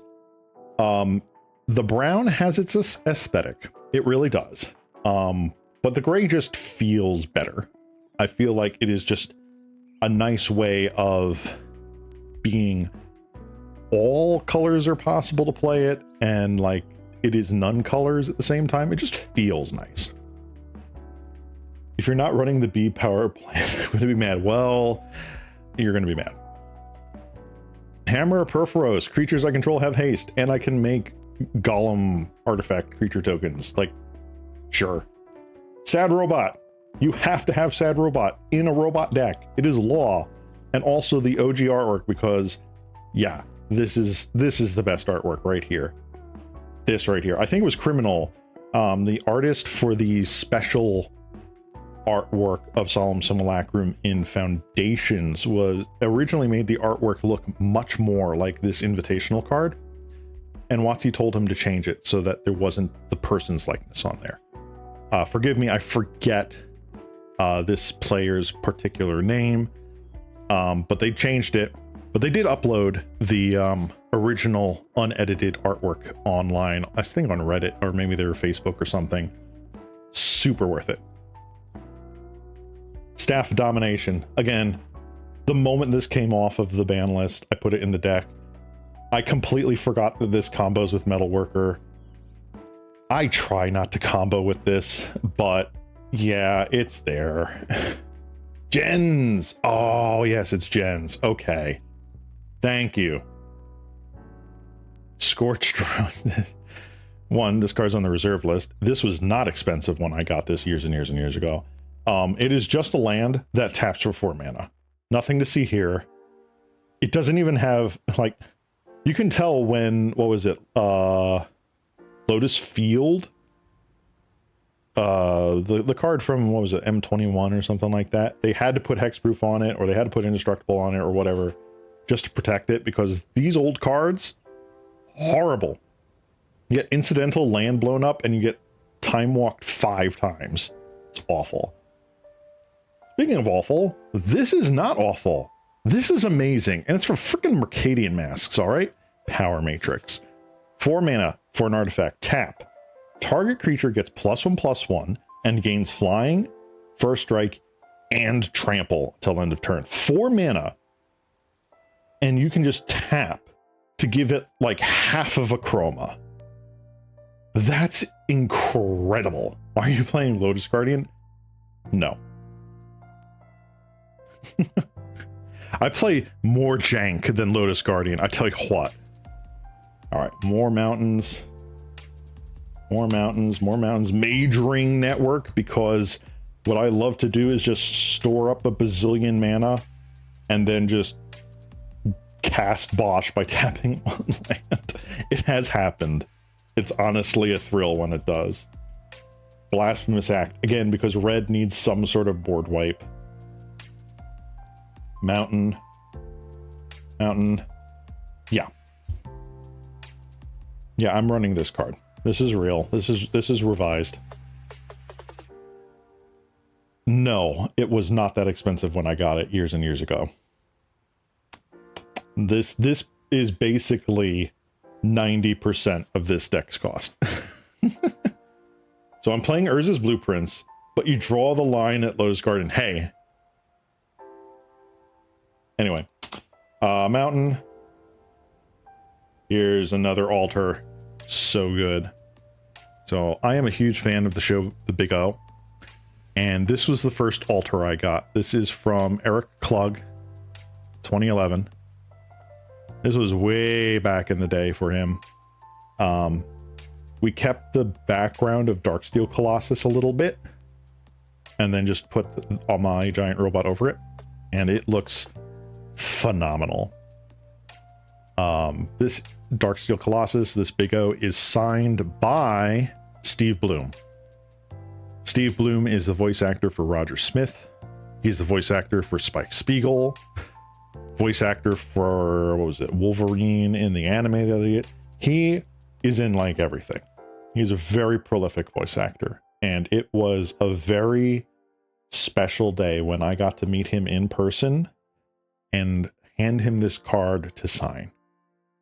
He was ecstatic. He added in the Showtime Forever and his signature. He loved it. So I'm so happy I got to meet Steve actually a couple of times at conventions way back in the day.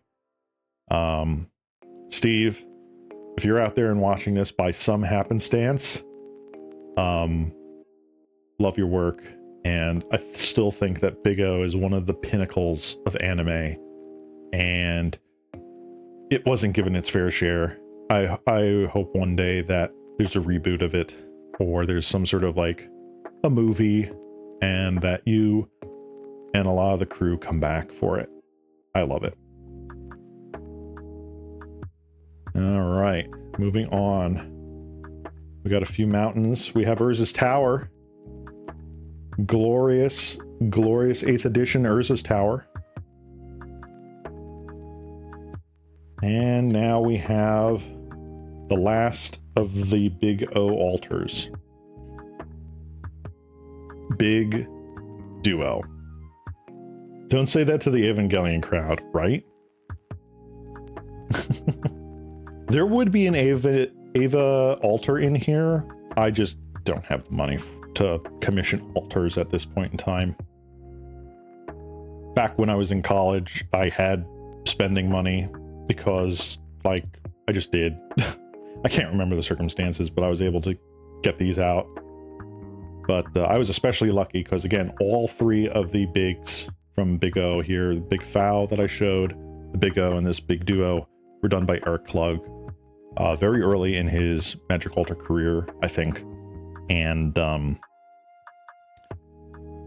essentially, he was just severely underpaid at that point in time. I'm not going to drop what the prices were back then, but he is getting what, he's making the money he deserves for his talent and his incredible craft.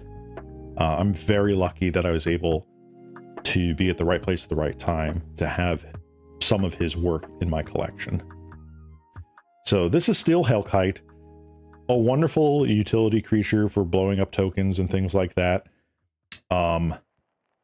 It is the flying Megaduce. They're called Megaduces. Yes, it sounds like a funny word. Haha, hee hee, whatever. But this is the flying giant robot from the Big O. And it is signed by Michael McConaughey, the voice of Schwarzwald, the pilot of Big Duo. The story here, I love. One, Michael McConaughey, just a can you repeat the artist's name? The artist is Eric Klug. He has done some absolutely insane, like, Art Deco altars. Just look him up. He's all over the Magic community. He is phenomenal. So yeah, Michael McConaughey here, the voice actor for Schwarzwald. Just so, like, I was not able to get to the convention where Michael McConaughey was at the time, and I don't know if he still does, but he was mainly West Coast, and I am more towards the East Coast of the United States, or at least I was back then. And back then I couldn't make it, so I actually had to have a friend go and get this signed at a convention that they were doing, like, in the Midwest.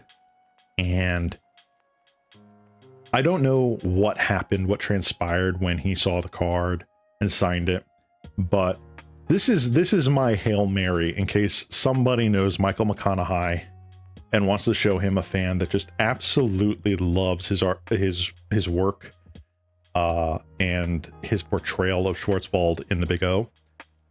Mike, I have to know the evil minute 20-second long laugh you did in episode 12 that just starts from this sort of maniacal grin and laughter and becomes this absolutely unhinged, deranged, and evil guffaw over the course of about a minute. Was that, like, just done in the first take? I think it's the best evil laugh done in all of anime.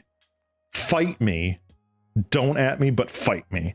I think it's the best evil laugh done in anime. For those who want to look this up on YouTube, you can find it probably. The episode is called Enemy is Another Big, and it is the reveal of Big Duo when they're out on the grounds at the very beginning of the episode, and the sort of, like, dust clears.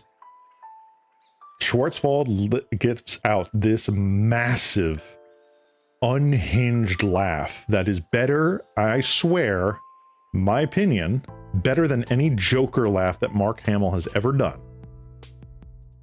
Just for that one moment in cinema history, I loved it. And I'd love to know if there was a story behind the recording of that.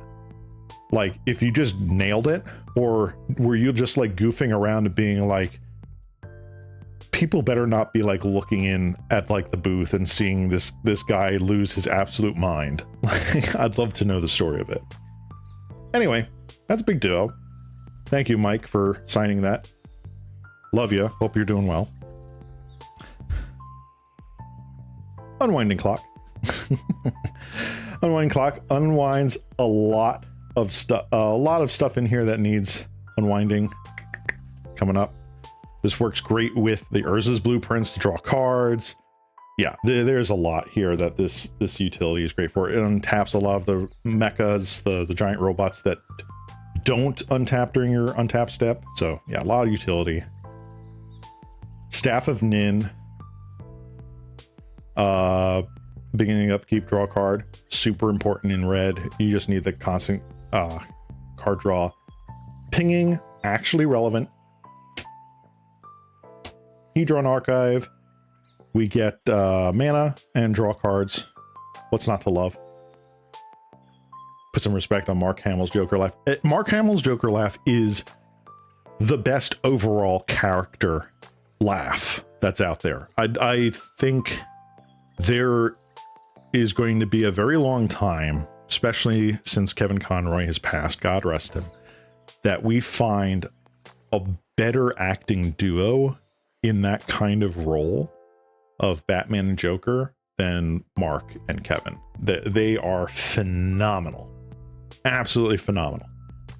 He is the voice of the Joker, period. Anyone that comes after him is either going to be doing his Joker or going to be doing a worse Joker. But I will say that until you've heard that laugh from episode 12, Enemy is another big, just hear me out. It is really good. Croc Clan Ironworks. Sacrifice an artifact, add 2 mana to your mana pool. So good that it's banned in Modern. This goes crazy with Thopter Assembly. So Thopter Assembly, which we'll get to in a little bit. You get 5 Thopters for free, and then you can just get 10 mana. Like, they just give it to you. It's amazing. Darksteel Juggernaut, 5 mana for Juggernaut that has power toughness equal to the number of artifacts you control, indestructible, attacks every turn. It's great. Funnily enough, Troy Baker can do a near perfect impression of Kevin Conroy and Mark Hamill. I have heard Troy do a Joker like Mark Hamill's. I think in the interview that I saw years ago that he denies it. Like that it's specifically trying to be Mark, but let's face it, it's very close. I have not heard Troy's Kevin Conroy voice, so that would be interesting to look up. So Darksteel Juggernaut, I forget what mecha, what giant robot I originally planned to have this altered as. This might have been Megas XLR. I feel like this might have been Megas XLR. Blink Mothern. Here's a card that people have to stop and read. 5 mana for an artifact at the beginning of each player's pre-combat main phase. If Blink Mothern is untapped, that's important. If this is untapped, that player adds 1 to his or her mana pool for each artifact he or she controls. So there are ways to tap this in this deck. Clock of Unwinding, I'm looking at you. Or not Unwinding, Clock of Omens, excuse me, Clock of Omens. And this can get a lot of mana very fast. Sculpting Steel, super good utility card. If I don't have something I want to copy with this, like a Blink Mothern, someone's got to have something. So this is just great. Lux Cannon. The jank is real with this deck. Being able to put charge counters on this and untap it repeatedly in a turn cycle to then just blow up something. Again, it's a cannon in a giant robot deck. What, guys, come on, guys. Scrap Mastery, living death but for artifacts. Sometimes you gotta come back from a Shatterstorm, and this is how you do it. Great Furnace. I mean, come on. Karn, Silver Golem, a very beat up version of Karn. This is really, really nice. To just suddenly blow up things like treasure tokens, food tokens, map tokens. Like, there is so much stuff you can blow up with this thing, and it's also just a really good blocker. Give this the flying from like the Power Matrix or the Artisan Golem, and it's just so good. Darksteel Citadel. Next. Trading Post. Swiss Army knife of a card here. Discarding card to gain life. Paying life to get a goat. Sacrificing a creature or goat to return an artifact from your graveyard to your hand. Sacrificing an artifact to draw a card. Again, something like this with Scarecrow, and you just get this engine that just gets so much card advantage. Wormcoil Engine. Death Touch Lifelink 6/6. Makes a 3/3 of each half when it dies. Again, I forget what this one was going to be. I don't know if I remember what this was going to be. But Wormcoil Engine is just such a nice card overall. It's probably been power crept out, as crazy as that is. But I'd like to think that this card is still just amazing. Imagine getting this back every single turn with like Goblin Welder. and sacrificing it to Bosch, right? It's crazy. Ah, here's another altar. Gundam Wing, ladies and gentlemen, on possibly the worst card ever. This is Tika's Dragon, an artifact creature dragon. I think it's Dragon Construct, but it might just be Dragon. A 9 mana 5/5 with Flying Trample and Rampage 4. Each creature that's assigned to block it beyond the first, this creature gets +4/+4. It's Gundam Wing, man. It's such an awesome artwork. Who was it that did this art? I think it's like pronounced Dewil. It's Dewil. Dewil. I don't know if he's still doing artwork or not, but I think he's from Europe or Scandinavia.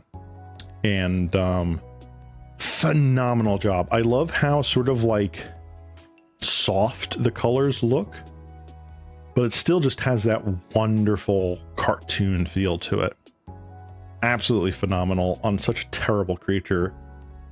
What's not to like? I mean, don't answer that. But yeah. Fire Shrieker, giving things double strike because blarg. Thran Dynamo, more mana because blarg. Phyrexian Colossus. All right, this I think was going to be Evangelion Unit 1, if I remember correctly. Let's get into focus.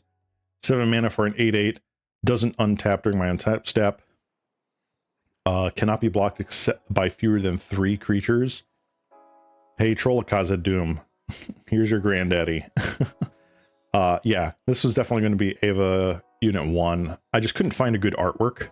Like, it's not that I couldn't find a good artwork. I couldn't find the artwork I would want for this. And it's essentially just like a pose of Eva Unit 1 standing on top of the Nerve pyramid. Like, that's the kind of vibe I get here. Like, it kind of follows this sort of art layout, but I couldn't find something that I could be like, here's my reference. Oh well. Ooh. Another one. I don't know if there's another altar after this. This might be the last one. Might be one more. Thopter Assembly. This one also done by Eric Klug. This one is a not as well known anime, and in my opinion, like an anime that deserved so much more. First of all, Thopter Assembly, 5/5 with flying for 6 mana. Beginning of the upkeep, if I control no Thopters other than this, this bounces back to my hand and I get 5/1/1 Thops with flying. So, Krark-Clan Ironworks, looking at you. Is this not Darling in the Franxx? No, it is not Darling in the Franxx. This is Talburn. Talburn from Star Driver. Star Driver was an anime. I don't think it was from a visual novel or something like that, but I believe it was one of the first anime done by Studio Trigger.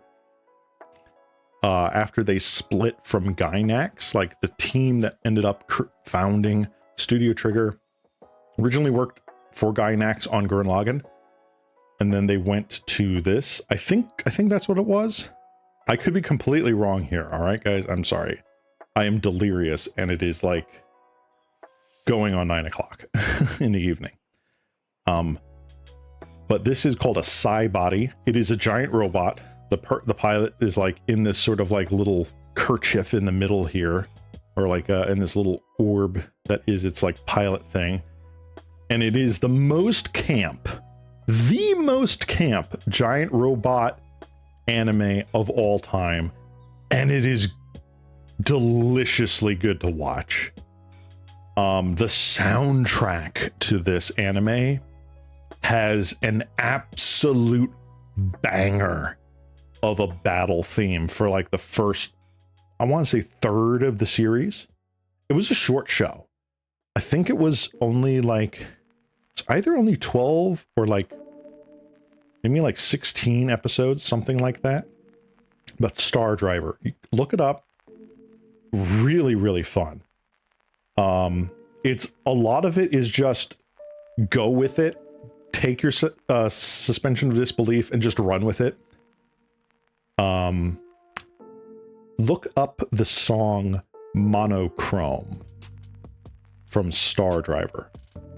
Particularly if you find it on YouTube, although they've taken down a lot of copies of this song, so you might not find it there. It's the Monochrome Aprovosa. It's like a French term. I am horribly butchering it. But it is so dang good. Yeah, this is a wonderful, very unique design of a giant robot that I've not really seen other anime attempt. Very stylish and also just incredibly action-packed. Worth the watch, in my opinion. The ending, in my opinion, sucked. It came out of nowhere, and I feel like it could have gone for another season with a storyline that really would suit it. It felt like they had to wrap up because they were told to, is basically what it comes down to. I think it could have done better. There are 2 movies, but they're just recap movies, essentially. And that was during the trend when if you got your one-shot anime, you had a recap movie, which might have changed some of the animation, but yeah. I mean, Gynax ending is a term for, yeah, Gynax ending, pretty much. I mean, what do you want from a team that worked at Gynax? Anyway, Hellkite Igniter, again, another dragon with an artifact theme. Dread Statuary, such a metal name. It's a artifact dude, land. Clock of Omens. Okay, I think I've mispronounced or misnamed this card 10 times this stream. Isn't that basically Gundam Barbados or the same design beats? I don't know. I'm not very familiar with Gundam Barbados. It could be. Clock of Omens. This thing is nuts. Tap 2 untapped artifacts you control to untap another, like a target artifact. It can target itself, but like tap another, untap another target artifact. This card goes crazy. What can I say? You get so much utility out of this. When I get a tutor for an artifact, I'm usually getting something like this. Duplicant, creature removal. What more to say? Vandal Blast. You know exactly why this is in the deck. Ugin the Spirit Dragon. Yes. This is in here purely to be a wrath and also just like ping away things and get a sweet ultimate. Arcbound Reclaimer. A jank artifact looper. Remove a +1/+1 counter from it. Put target artifact from your graveyard on top of your library. This card's funny, but it's still so bad. I'm sure there's newer ones that are just better at what it does now, but I just haven't updated this deck. Spine of Ishsaw. One of the best things to sacrifice with Bosch and just keep getting back. It's Vindicate on a stick. What's not to like? Kadoltha Forge Master, one of our tutors. 5 mana for a 3/5. Tap, sacrifice 3 artifacts, which can be itself. Search your library for an artifact card, put it on the battlefield. Mountain, Smoldering Crater. Again, cycle land for card draw. Mountain, Into the Core. I like the artwork on this more than the actual utility, but 4 mana, exile 2 target artifacts. You know the drill. Felden of the Third Path. Yeah, I would like to put a token of Wormcoil Engine, my beloved, onto the battlefield every single freaking turn. Admittedly, Vindicate isn't 7 mana, but it is also recurable with Bosch. Felden, just so good. Shimmermere, all my artifacts now have flash. Good. Colossus of Akros. Currently in Magic, the biggest big dumb artifact robot there is. A 10/10 defender, indestructible, monstrosity 10 for 10 mana. And once it's monstrous, it has trample and can attack as though it didn't have defender.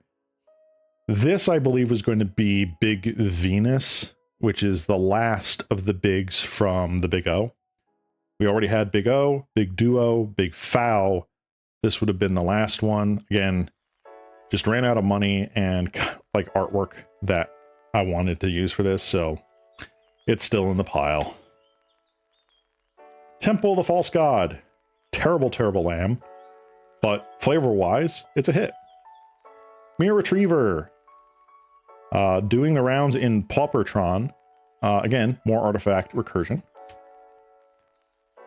Trash for treasure. Artifact recursion. Kinda like Tinker, kinda. Voltaic Key. Now this would be a Manifold Key, if I had one. Or was bothered at updating this deck at all. Actually, I might play both Voltaic Key and Manifold Key. But I just love the classic, the old school Voltaic Key artwork. This looks so amazing with the brown border. It's just great style. Where's this power plant? Nagato, you can be mad at me now. This is the power plant I play. I love this artwork so much. Mountain, Mind Stone, more mana, and Mountain. That's it. So yeah, Tauburn was the last one. Glad to see an EDH player who admits that Temple of the False God is not a good card. Exactly.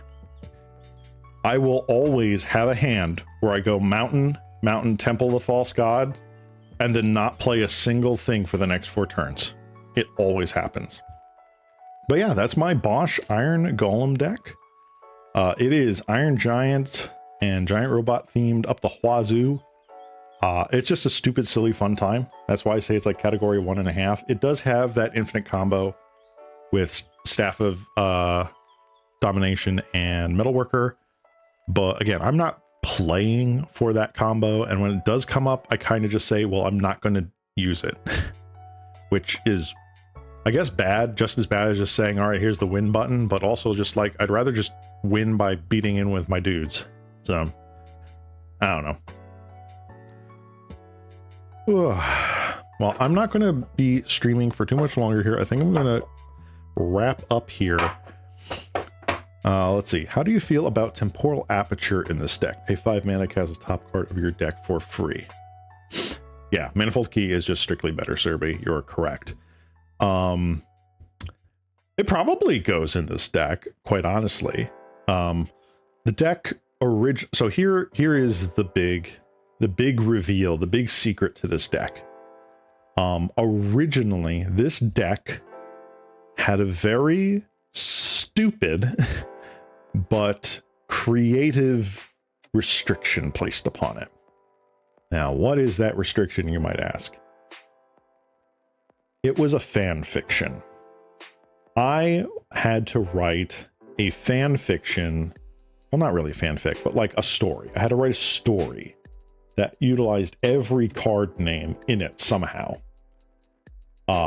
Which at the time, because the card pool of Magic was relatively small for what this deck could do or would want to do with the theme of giant robots, was fine.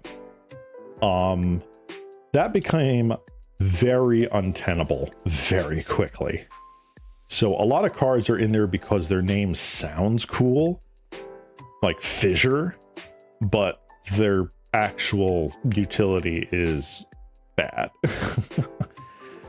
So this deck, I've taken that restriction off years and years and years ago, but this deck definitely deserves some TLC, especially with the advent of vehicles, which, as you could see, there's no vehicles in this deck, but it could have some vehicle synergy in there. I mean, Wattpad is a thing. Is? Are you sure it's not was? I think this was made even before the days of Wattpad, to be honest, but who knows?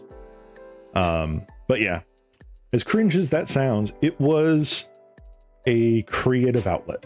It was a way for me to say, here's this super big restriction. Can I make something with it? And I did. And it was a lot of fun.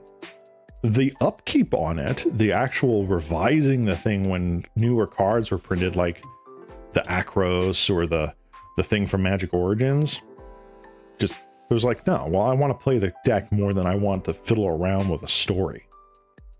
So that's what I prioritized, was making the deck fun. And the restriction was just, it's my Giant Robots deck. Big artifact dudes go burr. So yeah, those are my 3 top favorite decks that I have and I love to play. I have a ton of other decks that are in the middle of being rebuilt or are just sitting on the sidelines for now, or are not terribly playable, like my all commons deck, or just a nice one-shot gimmick like Hope Agirapur, Jingle Jangle Clef Key, I call it, because it runs every sort of in it. Or it's a deck where I'm sort of puzzled. Do I want to run Tribal Angels? Or, like, this deck works. Audric Master Tactician works the way that I have it built for Angels. But do I want to rebuild it? Like, I kind of like the way that it works, but I'm also kind of sad that it's just still kind of clunky. So it's kind of sitting in the wings. And of course, I've got decks that are still trying to be built. That's Splinter Twin. So I've got a whole bunch of decks here that, you know, I'm sure everyone has their ones that are just kind of sitting relegated to the side going, man, I haven't played that in years or months or whatever. I really should do something about it. But I know Marith I play all the time. Muldrotha, I'm still waiting on cards. Elsha, I'm waiting on cards. Child of Laura is essentially like a pauper deck, but it does run Rhystic Study and Mystic Remora, so technically not a PDH deck. Jund.deck is more of a meme. Hope Agirapur definitely needs a redesign to do the equipment strategy better. But yeah, I hope you guys enjoyed this little Slimes ramble, showing just a little bit of the game that I love, that I'm passionate about. I play, as I said before, I play pauper to hone and sharpen my competitive skills and my ability to play Magic as a whole. But Commander, EDH to me, is really my creative outlet. And I think that's wonderful. I know there's a lot of discourse out there saying, oh, Commander is ruining the game overall because of how much it's warped design and whatnot, but, you know, I can't control that. We can't really control that.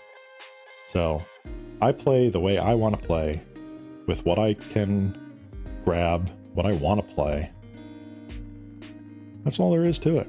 And I hope you guys enjoyed seeing the stories behind my decks, the decision making behind the decks, as someone who's not the greatest deck builder out there, but is a passionate one. And thanks again for everyone that showed up and got me this far to obtain Twitch affiliate. You guys are the best. So thank you all for stopping by. This has been your local cat slime with 2 hands, Ceylon Cross, wishing you all a wonderful rest of your day. And bye-bye. Bye-bye. Bye-bye. Bye-bye. Have a good one, guys. And thank you again for getting me to Twitch affiliate.